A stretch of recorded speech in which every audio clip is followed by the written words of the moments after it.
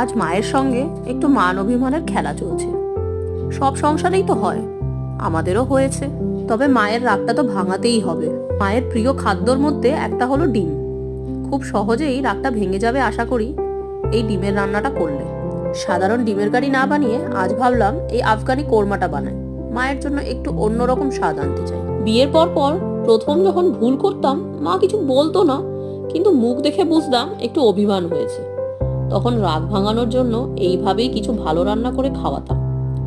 মাও বুঝতে পারতো যে আমি রাগ ভাঙানোর চেষ্টা করছি। বেশিক্ষণ রাগ করে থাকতে পারতো না যে, আমিও তো তার মেয়ে। তাই আমাদের মধ্যে এরকম মান অভিমান হলেই আমরা দুজনকেই ভালো মন্দ রেঁধে রাগ ভাঙানোর চেষ্টা করি। আজ রেসিপি ডিটেলসটা ডেসক্রিপশন বক্সে দেওয়া থাকবে। এবার মাকে ডাকি, দেখি মায়ের রাগটা ভাঙে কিনা। ও মা, একটু দেখো কি বানালাম তোমার জন্য। এই তো ডিম রেঁধে তুমি আমার রাগটা ভাঙিয়ে দিলে তো।